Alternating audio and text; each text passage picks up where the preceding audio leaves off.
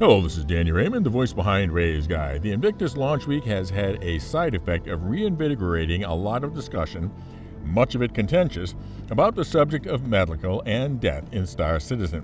And part of all that is the impression that between the way in which the medical Ursa was pitched, along with apparently divergent things said at various times by Chris Roberts and others, it is hard to know what to believe is going to be happening, particularly with associated mechanics like incapacitation and medical rescue beacons also being in flux. And as any longtime watcher of this channel knows, I have a philosophy to not complain without being willing to say in detail how I would do it otherwise, which is where I'm coming from today.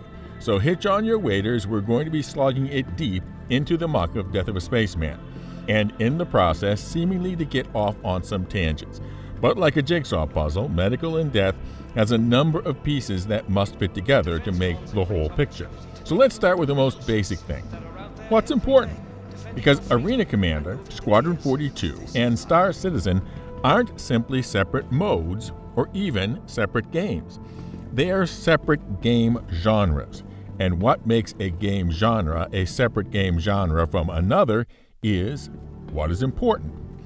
In a single-player action-adventure, what is important is perfecting how to complete the challenge, whether you call that a map, mission, level, or chapter. If it is obvious how to complete the challenge, or you do it the very first time, then it wasn't much of a challenge. So defeat and returning to a save point is considered just part of the game genre and unpenalized. In a match-play multiplayer game, what is important is finishing at the top of the scoreboard, either individually or your team if it is team play. Individual kills or defeats are just part of the score, and generally unpenalized beyond that. The realism of the broader game world is irrelevant because the match itself is just an artificial slice of just a few minutes. Persistent open world games, though, are about being your character as a realized individual in the game world, with ups and downs, surprises, adventures, friendships, and building teams more well-defined and complex than a dozen people in the lobby. It is about the three pillars of immersion: detail, diegetic action, and verisimilitude. And a big part of verisimilitude is having death matter, because your character's survival matters. Is it an absolute requirement that survival matters? No, but it is generally a weaker MMO as a result, because what is supposed to matter doesn't. But not everybody wants to care about their character's survival. They want to charge in as if nothing matters. And so we need to rehearse the following line. You'll likely have more fun playing that way in Arena Commander. Now, there was a time that would have been insultingly dismissive, but Arena Commander is now being given much more attention than it used to be. Similarly, saying that you have more fun playing that way in Squadron is also a perfectly acceptable thing to say. One thing that has dominated much of the argument about Death of a Spaceman is the apparent inconsistency. One time, Chris Roberts used the example of 3 or 4 deaths before having a funeral and activating the air character, and in another example, he talked about a character that you might have played for a year. Which is it? They can't both be right.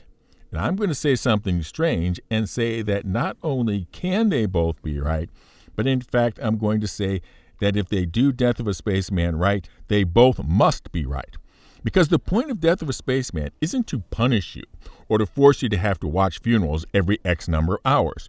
The point is to get you to play your character as if survival matters. And if you play your character carefully and sensibly as if survival matters, then yes, you should be able to play that character for a year. And if you play like a reckless idiot, you should be watching your funeral every game session, maybe even more than once. That is what the goal of a well-done death penalty system will do. And so, as I get into the details, realize that that is the ultimate goal. As for the third example of the statement in the Ursa Rescue advertisement about dying 1,000 times, that should never carry the weight of the statements from the actual CEO and the primary company spokespersons like Jared. But admittedly, the Ursa ad does reflect the current state of the game. So let's dig into how to do it, starting with some basics. And as an aside, my secondary goal in this is to make being a medic an actual profession in the game. The first basic is that you must have a choice to respawn at your most current saved location or your home city. This is to avoid the repeat of the famous Carrot Karen incident, where somebody had no choice but to respawn over and over again in their carrack, while the pirates who had taken over the craft had no reasonable option other than to keep killing them. There was a lot of finger-pointing between the carrack owner and the pirates over who was to blame for the de facto spawn camping, but the real blame was the lack of any other option. You can't implement Death of a Spaceman if you can get stuck in a death loop. The second basic is that the game should always prefer results where rescue is available over situations where rescue is impossible. Even though incapacitation and disabling your ship are in the game, it's still far too often that you just get a big explosion and respawn without really any choice to do otherwise. Instead, the game should, even if there's even only the slightest chance, presume that you are in a rescuable situation. Sure, if you fly into the sun, but we really don't have the ability to do that, do we? Crash into a planet or an asteroid? Maybe it was just a glancing blow. Hit by a capital ship railgun? Maybe it wasn't a dead center hit. Sure, your ship could be in pieces, you could be incapacitated, sure you might have some Tier 1 injuries. But still, respawn versus rescue, whenever even slightly feasible, be the choice that you make, not one that is forced on you. Remember, your character is the star of an action movie.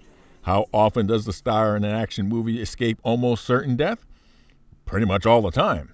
The third basic is that when you call for a rescue, you will be rescued. The only variables are how soon and by who. Currently, the experience of a rescue beacon is that you put it out there, wait and wait, get frustrated after about 2 minutes and hit backspace, reaching the conclusion that rescue beacons are a waste of time. But instead, let's say that after 4 minutes, an NPC rescue squad accepts the beacon, a timer counts down depending on your distance from the nearest presumed dispatch point, and when they are presumed to arrive, you are prompted to hit backspace to accept rescue, at which point you fade to black and fade up in a rescue craft just outside the area of operations where you were. No loss of equipment, and injuries heal to the extent that the medical craft can, and no progress towards Death of a Spaceman because you were rescued, not regenerated. You can then elect to leave the craft or to log out, at which point you will log back in at your last visited habitation point. Now, some will say, hey, don't take away rescue missions from the players, but in fact, this does exactly the opposite. If people are getting bored and backspacing after 2 minutes on average, and the NPC acceptance happens at 4, you are, in fact, more than doubling the number of rescue missions available for players at any given point in time. There would also be special locations with the same mechanics but different timings. So, for example, racetracks would be presumed to have on-site rescue teams on call so that the time to acceptance to time to arrival would be almost immediate. Also, certain big battle events like Xenothreat could have medical teams staged nearby on very short rescue times. So with that out of the way, we're almost ready to get into my actual proposed mechanics of Death of a Spaceman. But let me define a couple terms. A medbed has an operated mode and an autonomous mode. The autonomous mode only requires that the patient be present, and the operated mode requires that there be someone at the screen at the foot of the bed. The difference between what is possible in operated mode versus autonomous mode is what makes a medic profession in the game. In a different video, I proposed a system where, in operated mode, a less advanced medbed can heal more serious injuries than it could in autonomous mode. My Death of a Spaceman system builds on that. My proposed Death of a Spaceman system has a measure called genetic instability, or GI. It represents how well your newly regenerated cells actually function as living cells. Think of it as like blood drug level, but for your genes and with fewer outer symptoms. While all tiers of medbeds can do regeneration, the better medbeds have less GI. A medbed in operated mode has less GI than one in autonomous mode.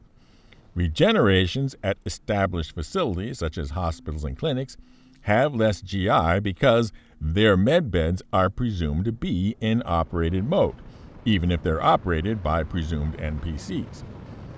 It is also possible in an operated medbed to take extra time to have the regeneration with less genetic instability. Roughly a minute extra in the bed would be the same reduction in genetic instability as a half hour out and about. Now let's talk about how GI dissipates with time.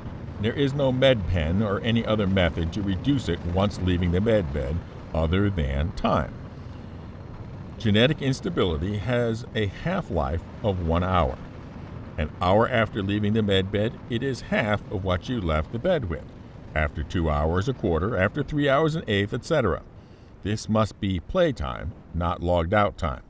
Now, the next time you regenerate, any remaining genetic instability from your prior regeneration, and there'll always be even a minuscule amount, becomes permanent genetic instability. If your permanent genetic instability reaches 100%, then the regeneration fails and we have death of a spaceman. So yes, play careful and be smart, be patient, have a medic, select rescue instead of regen wherever possible, and sure, you could play the same character for a year. Play reckless, smash the regen button the second you go down, then immediately rush from your med bed back into battle, and yes, you'll be having a funeral every play session, maybe even more. But then, and I'm putting this near the end to see who will actually listen to the whole video before posting their flame comments, is Death of a Spaceman really as bad as people are behaving it is? I mean, what do you actually lose? The air gets all your fleet, all your bases, all your hangars, and nearly all of your money. Some reputation is lost, but if they implement it right, that can actually be a good thing, since everybody will get some reputation that they would like to erase, or perhaps have an opportunity to take a new direction with different orgs. So they could implement this as, say, choose 4 reputations that you want to keep and the rest gets 0, which would then let you rid the ones you don't want. So tone down the drama. DOAS isn't, or at least doesn't have to be, all that bad. Now for an update on our giveaways, we have a special membership to help cover my travel costs to have the channel give live CitizenCon coverage with its own giveaway for a Hull C, the Colossal Cargo Container Carrying Craft, plus the regular Grow the Channel Ship giveaways for Give Some Lucky Player, the Zippy Zazzy Zaptive Zephyr, the Zeus 2 Cargo, and the marvelous multiplayer multi-role mining meta, the Arasta. 1 entry per video. Just be a member for automatic entry, or subscribe and comment with the secret word. And the secret word for this video is what I suggested should be toned down. Fly safe, keep it real, and I'll see you in the verse. This is Daniel Raymond for Ray's Guide.